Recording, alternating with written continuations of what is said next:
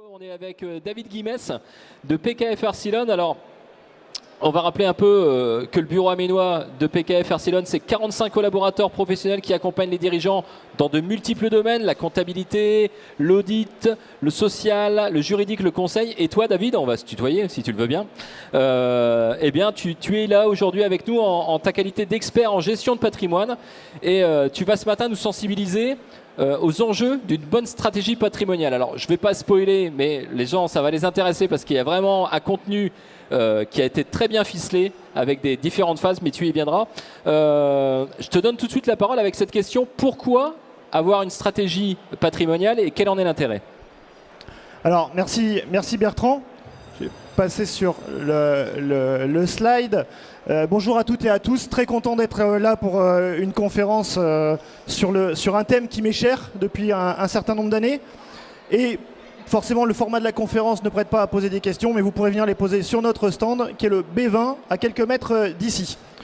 Je me suis intéressé à ce domaine par une interpellation d'un client en 2000. Et depuis 2003, je me suis vraiment mis dessus, donc près de 20 ans d'expérience sur le domaine. Alors, pour répondre à cette question posée par Bertrand, en stratégie patrimoniale, l'essentiel, c'est déjà de savoir où vous voulez aller. La stratégie, c'est votre GPS. Vous utilisez votre GPS en voiture pour savoir où vous allez et c'est ce qui vous permet d'aller au bon endroit. La stratégie patrimoniale, ça va être celle qui va vous permettre d'aller vers la situation que vous désirez ou, dans d'autres cas, de vous éloigner de la situation que vous ne souhaitez plus. Il y a un deuxième élément, c'est également de vous préoccuper de la situation actuelle, de la situation dans laquelle vous êtes et avant l'apparition des symptômes. Alors j'aime à faire un parallèle avec le monde médical, puisque vous allez consulter un médecin quand vous avez des symptômes, il vous prescrit des remèdes, plus ou moins forts en fonction de l'état des symptômes. Et la question que j'ai envie de poser à ceux qui nous écoutent, c'est, et pour votre patrimoine, comment savez-vous que vous avez des symptômes? Voilà, donc là on est capable après de vous aider à détecter ces sujets-là pour ensuite y apporter des réponses. Le troisième point pour l'enjeu d'une stratégie patrimoniale à ce niveau de la conférence, c'est mon retour d'expérience. En 20 ans d'accompagnement de dirigeants, de chefs d'entreprise, il y a toujours quelque chose à faire sur une situation pour un dirigeant. Est-ce que le régime matrimonial est le mieux adapté ou est toujours le mieux adapté à la situation? Est-ce que vous aurez les moyens financiers d'assurer votre niveau de vie une fois en retraite? Est-ce que vos héritiers auront également les moyens d'assumer les droits de succession qu'ils devront payer et qui pourraient arriver du jour au lendemain? Un accident peut-être arrivé à tout le monde, peut arriver à tout le monde. Et que se passerait-il également au niveau de votre entreprise si vous veniez à disparaître, notamment subitement? Tous ces sujets-là peuvent être intégrés dans cette stratégie patrimoniale par rapport à ces enjeux. Ok, alors je l'ai annoncé préalablement, tu nous as préparé quelque chose d'hyper bien ficelé, avec pas mal d'illustrations sur les 5 grandes étapes qui sont relatives à la vie d'un dirigeant et aux multiples questions qu'il peut se poser quant à la question de son patrimoine, c'est bien ça? Alors tout à fait. Donc on a au niveau d'un cycle de vie, on peut identifier 5 cycles ou 5 grandes phases que tout le monde va traverser. Pas forcément dans l'ordre qui est affiché, parce que certains seront peut-être concernés plutôt par un cycle de gestion que par un cycle de prévoyance, ou d'autres pourront revoir le cycle de prévoyance arriver un peu plus tard dans leur vie. Mais globalement, retenez qu'il y a ces 5 cycles qu'on va toujours retrouver. Un cycle qui porte sur la prévoyance, un cycle qui va porter sur tout ce qui est l'acquisition, la constitution du patrimoine, un cycle qui va partir ensuite sur la gestion de ce patrimoine, un autre cycle enfin, sur la partie retraite, et enfin les sujets de transmission. Chacun sera également plus ou moins sensible à certains sujets en fonction de ce qu'il a vécu, en fonction de sa situation et en fonction de la consistance du patrimoine.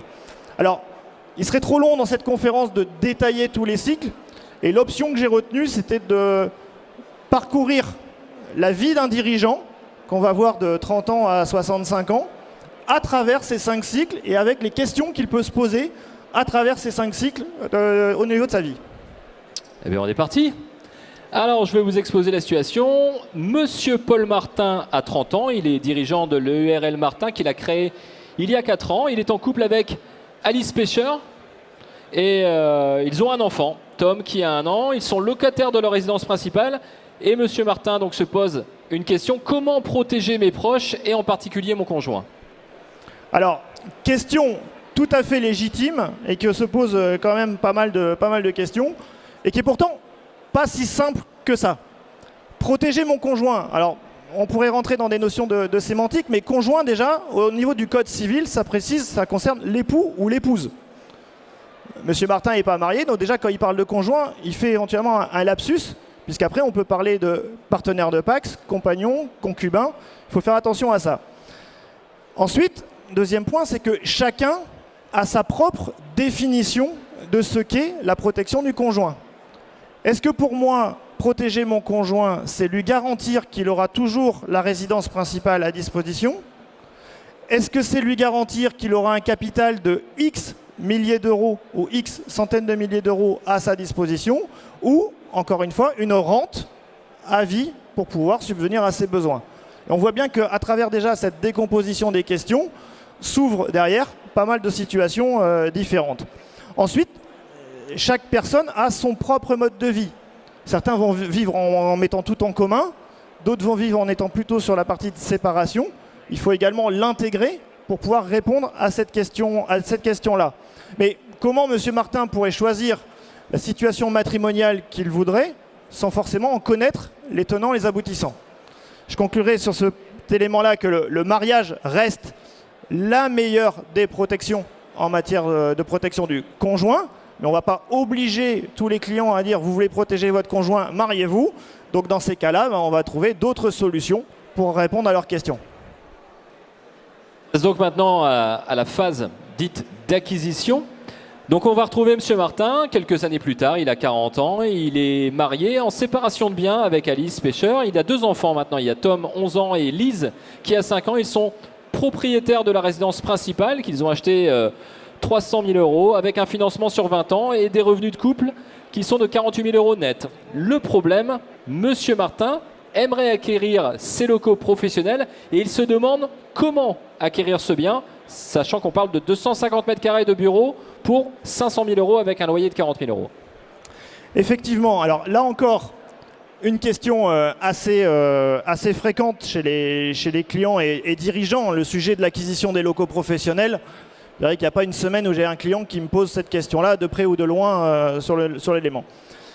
La question est également complexe, parce que j'ai énormément d'incidences sur ce sujet de l'acquisition des locaux professionnels. Je vais avoir un premier niveau qui est déjà l'aspect trésorerie. Est-ce que les loyers que je peux envisager sur les locaux peuvent couvrir le financement et couvrir les différentes dépenses? Donc ça, c'est déjà un élément qu'il faut pouvoir apprécier, c'est le volet financier. Ensuite, j'ai la conséquence fiscale. Dès lors que je vais avoir une structure sur laquelle je vais louer, ça va me générer des revenus complémentaires. Ces revenus, dans quelle catégorie vont-ils être imposés? Est-ce que M. Martin aurait les moyens de verser l'imposition qui concerne ces revenus? C'est des éléments assez significatifs.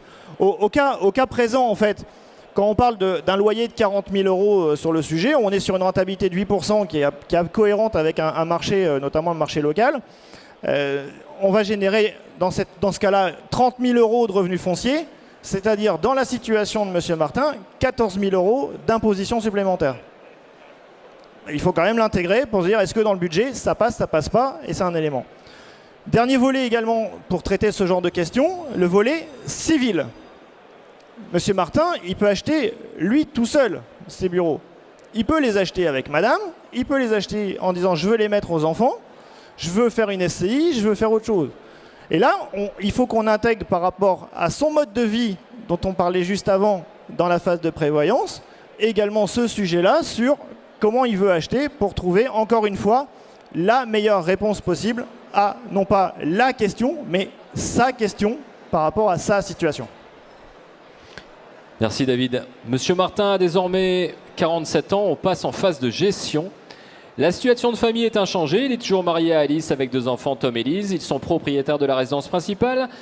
Locaux professionnels acquis par une SCI avec option IS. Madame a hérité de biens immobiliers locatifs, habitation, l'année dernière, et ses revenus complémentaires ont conduit à une forte augmentation des impôts. Dommage. Un appartement à Paris de 70 mètres carrés, d'une valeur de 600 000 euros, avec un loyer de 1 500 euros par mois, et un studio de 20 mètres carrés sur Amiens, d'une valeur de 70 000 euros, avec un loyer de 400 euros par mois. Monsieur Martin, qui se pose toujours des questions, il se pose la question de savoir pourquoi ne pas investir dans un régime de défiscalisation pour limiter l'imposition des revenus. Alors, encore une fois, Monsieur Martin, il se pose une très très bonne question qui est courante. J'ai un patrimoine qui continue d'augmenter et là, madame, les parents décèdent, lui transmettent un héritage. Et cet héritage, il a une incidence puisque ça va générer 20 000 euros de revenus fonciers supplémentaires, soit presque 10 000 euros d'imposition supplémentaire. Et donc par rapport à ça, l'héritage, ils le reçoivent, ils n'ont pas pu forcément anticiper. Ils voient l'avis d'imposition arriver, ils se disent « Ah ouais, on commence à payer trop d'impôts, on va faire de la défisque ». Qui est une question et une réaction, je dirais, qu'on peut qualifier de normale par rapport au sujet et à la question. Mais on ne peut pas répondre juste au sujet de la défisque sans avoir une analyse parfaite de la situation de M. Martin et notamment de dire qu'est-ce qui constitue aujourd'hui les revenus du foyer fiscal de M. Martin et en particulier quelle est l'incidence de ces nouveaux biens qui sont arrivés.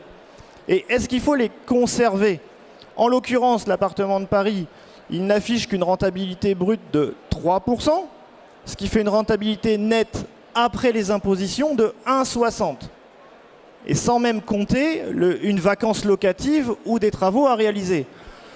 Est-ce que l'enjeu en vaut la chandelle? La question vaut le coup d'être posée, et dans ces cas-là, avec chaque client, de dire est-ce qu'il faut conserver le bien et en subir effectivement certains inconvénients, ou au contraire le vendre, mais si je le vends, je limite du coup l'imposition parce que j'ai enlevé un revenu imposable, et on peut après également utiliser l'argent dans d'autres éléments. Donc il y a quelques questions que vous devez vous poser avant d'envisager comme ça juste des investissements de défiscalisation. C'est quels sont vos revenus au niveau du foyer? Comment sont-ils imposés? Quel est votre revenu disponible après l'impôt? Est-ce que ce revenu est suffisant, pas suffisant? Autrement dit, est-ce que vous avez un excédent de trésorerie à la fin du mois ou à la fin de l'année par rapport entre vos revenus et vos dépenses? Comment se décompose l'imposition? Ça, c'est vraiment l'élément très très important. Et en matière immobilière, quelle est la rentabilité réelle de vos biens? Moi, ce que je constate vis-à-vis de clients, c'est qu'on a souvent les gens qui font des acquisitions. Revendre ce que j'ai acheté, c'est beaucoup plus compliqué.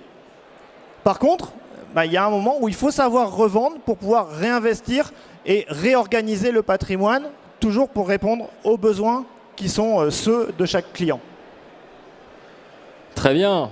La suite pour Monsieur Martin qui passe, après la phase de gestion, en phase de retraite. On retrouve donc Monsieur Martin quelques années plus tard, 56 ans, Tom a 27 ans, Lise en a 21. Toujours marié, en séparation de biens, toujours propriétaire de la résidence principale, les locaux professionnels acquis par une SCI avec option IS, et puis l'appartement de Paris qui a été revendu. Le studio d'Amiens, par contre, conservé. Donc M. Martin s'inquiète maintenant de son niveau de retraite. Et il se demande comment il va pouvoir maintenir son niveau de vie une fois à la retraite. Alors effectivement, alors là c'est des questions qu'on a souvent et notamment en ce moment. On a un vieillissement de la population, on a parlé beaucoup de réforme des retraites, je dirais dans le domaine public depuis quelques mois, quelques années. Et donc du coup, les dirigeants commencent à s'en préoccuper. Alors c'est pas inintéressant parce que on va voir dans l'exemple qui est ici, c'est que le premier sujet, c'est de dire quels seront mes revenus en retraite. Ça, c'est le premier sujet. Et là, je prends le cas, alors c'est un cas illustratif, bien évidemment, mais il faudrait le faire sur chaque client et chaque situation. Monsieur Martin, il a ses revenus de gérant TNS, il a le revenu de salaire de madame, ils ont également des dividendes, ce qui leur fait un revenu avant imposition annuelle de 95 000 euros. Eh bien, en retraite, ils vont se retrouver avec un revenu avant imposition de 33 000 euros. Ça veut dire que j'ai une déperdition de revenus dans le cas présent de 62 000 euros. Ce qui est quand même juste très très important au niveau des montants. Les revenus en retraite ne vont représenter que 35% du revenu actuel du foyer. Alors si on tient compte de l'imposition, le différentiel de revenus sera de 47 000. Pourquoi? Parce que comme ils vont gagner moins, ils paieront moins d'impôts. C'est un petit peu le côté positif de la nouvelle. Mais n'empêche qu'il y a quand même un différentiel à constituer. Et si je dois constituer un revenu complémentaire de 45 000 € par an pour continuer à subvenir à mon niveau de vie, eh ben, il me faut un capital de 900 000 € si je veux le consommer, le capital, sur 20 ans. Et il me faut un capital de plus de 2 millions d'euros placé à 2% pour pouvoir vivre des intérêts. Ce qui veut dire que le sujet, il vaut mieux s'en préoccuper parce qu'il y a quand même un élément. Et en disant, si là, ils n'avaient pas mis quelque chose de côté ou ils n'avaient pas un peu de bien dans leur patrimoine, ça serait compliqué à reconstituer au niveau du revenu parce que 9 ans avant la retraite, c'est un peu tard pour s'en occuper. Donc n'hésitez pas, n'attendez pas d'être juste à l'âge de la retraite. Faites faire des simulations sur quels vont être je dirais, les revenus, quelle en sera également l'imposition. Est-ce que ces revenus seront suffisants, pas suffisants? Comment vous envisagez votre espérance de vie? Est-ce que vous voulez l'envisager selon les normes statistiques ou plus long parce que dans la famille, tout le monde est centenaire et que vous savez que vous allez être dans cette trajectoire-là? Parce que ça veut dire 30 ans de plus ou 20 ans de plus de revenus à conserver si je vis plus longtemps. Et ensuite, quelles sont les solutions qui seront envisageables pour répondre encore une fois à cette question-là? Et ne vous précipitez pas en disant oui, je vais faire un versement sur un plan d'épargne retraite parce que c'est pas répondre à la question. Moi, j'ai un client l'année dernière, mi-décembre, qui m'appelle. Je lui dis, à part faire pile ou face, je ne peux pas répondre professionnellement à la question qu'il pose. Ouais, il y a vraiment une importance dans l'anticipation. On est maintenant sur la dernière phase, la phase de transition. Monsieur Martin, il a maintenant 65 ans, et il est jeune et heureux retraité. Alors malgré toutes les questions qu'il s'est posées, il est encore heureux et c'est très bien. Toujours marié en séparation de biens, propriétaire de la résidence principale, locaux professionnels acquis par une SCI avec option IS, studio locatif d'Amiens. Alors Tom, 36 ans, et Lise, 30 ans, n'habitent plus avec eux. Ils sont partis du domicile. Et monsieur et madame Martin sont désormais grands-parents. Monsieur Martin, eh bien, il aimerait que sa fille, Lise, il voudrait l'aider à acheter sa résidence principale et donc il envisage de lui donner 200 000 €. Comment faire? Alors, monsieur Martin, il a la chance d'avoir le capital et le patrimoine pour pouvoir le faire. Et l'une des questions essentielles, c'est de dire qui va donner. Parce qu'on va voir juste dans l'exemple que je vais faire défiler que si c'est monsieur Martin qui donne lui tout seul les 200 000 €, je vais me retrouver avec 18 000 € de droits de donation. Ce qui veut dire que monsieur Martin, il va devoir aller chercher une enveloppe de 218 000 € pour que sa fille puisse percevoir 200 000. Dans le deuxième cas que j'ai illustré ici, si la donation est répartie égalitairement entre monsieur Martin et madame Martin, on se rend compte que dans cette situation, nous n'avons pas de droit de donation. Donc ça veut dire que j'aurais toujours donné 200 000 à la fille, on l'aura toujours aidé à pouvoir acheter sa résidence principale, mais j'ai quand même 9% d'écart en rentabilité. Donc on peut chercher en disant je voudrais de l'assurance vie qui aujourd'hui fasse 4. Il y a peut-être d'autres sujets sur lesquels on peut aller chercher des effets de levier financiers et tout en sécurisant le sujet. Alors ça, c'est le calcul financier de l'aspect donation. Mais il y a quand même quelques questions à se poser derrière ça. Quelle est la nature de ce qui va être donné? Là, j'ai pris l'exemple d'un cas où on va donner une somme d'argent. Mais je pourrais donner un appartement, je pourrais donner et en pleine propriété ou en nue propriété. Donc, qu'est-ce que j'ai envie de donner à mes enfants? Qu'est-ce que j'ai envie de leur transmettre? Est-ce que les biens que je vais donner sont des biens communs ou des biens propres? Si on reprend l'exemple juste avant, on a vu que madame Martin avait hérité et qu'elle avait toujours le studio qu'elle avait hérité. Bah, ce studio est un bien propre. Donc ça veut dire que dans ce cas-là, la donation, si madame devait donner le studio, ça ne serait que elle qui pourrait donner, et pas les deux. Donc il faut bien connaître également votre situation patrimoniale pour pouvoir envisager quelle trajectoire on va aller chercher derrière. Ensuite, est-ce qu'on va être sur une donation dite simple, c'est-à-dire en avance de part successorale, je fais une simple avance sur ma succession future, ou est-ce que je vais être dans le cadre d'une donation partage? Les deux ont leurs avantages et leurs inconvénients. Il faut être capable de le poser, généralement en relation avec le notaire des clients. Et là, on travaille de main dans la main avec les notaires. Est-ce qu'il s'agit d'une vraie donation ou plutôt d'un prêt d'argent temporaire? Parce que Lise, peut-être là, elle aurait juste besoin d'avoir ça parce qu'elle avait quelque chose, qu'elle allait le vendre et qu'en attendant la vente, c'est-à-dire plutôt que d'avoir un prêt relais, par exemple, à la banque, bah, les parents font une avance. Dans ce cas-là, je ne suis pas forcément dans de la donation.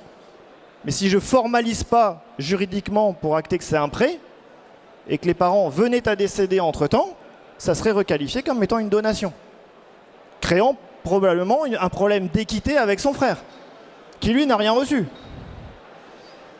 Donc ça, il faut également l'intégrer. On a aujourd'hui de plus en plus de familles recomposées dans lesquelles la gestion de la succession, de la transmission est particulièrement complexe. Quels sont après les abattements qu'on peut appliquer? Ça, c'est un élément. Et dernier élément à intégrer, quelle est la situation matrimoniale des enfants également? Est-ce que la fille, elle est célibataire? Est-ce qu'elle est mariée? Parce que ça pourra avoir des enjeux. Est-ce qu'elle a elle-même des enfants? Ça peut avoir des enjeux sur ce que je donne. Très bien. Alors David, après avoir déroulé la vie de monsieur et madame Martin dans les grands axes, quelles conclusions on peut apporter et quelle aura donc été la bonne stratégie patrimoniale? Alors je me doute qu'il n'y en a pas qu'une, bien évidemment. Tout à fait, Bertrand. Alors déjà, l'élément, et c'était le pourquoi je voulais le présenter de cette façon-là, c'était pour que ceux qui écoutent, ceux qui écouteront en ligne sur les réseaux sociaux, ceux qui pourront revisionner la conférence plus tard, comprennent qu'il n'y a pas une question simple en matière patrimoniale, mais qu'il y a des questions et qui nécessitent à chaque fois une vraie étude, et une étude objective et indépendante. Ça, c'est un élément qui est essentiel. Et ensuite, la bonne stratégie patrimoniale, bah, comme je l'ai écrit là, c'est celle qui correspond le mieux à vos objectifs, pas ceux de votre voisin, pas ceux de vos parents, les vôtres, qui correspond également à votre situation et à vos moyens. Je peux avoir envie d'aider mes enfants, mais est-ce que j'ai les moyens de me démunir pour aider mes enfants? Est-ce que j'ai envie demain, si jamais j'ai un problème de santé, si je dois aller dans un établissement médicalisé, d'être dépendant finalement des ressources financières de mes enfants ou pas? Et ça, ça peut se mesurer en fonction des consistances du patrimoine. Et également qui intègre votre sensibilité au risque. Tous les rendements aujourd'hui intègrent une part de risque. Prendre des placements sur des rendements et sur des éléments qui vous disent oui, ça va faire du 5%, il n'y a pas de risque. Aujourd'hui, le taux des obligations d'État, il est à 0. Tout rendement positif affiché intègre un risque. C'est mécanique.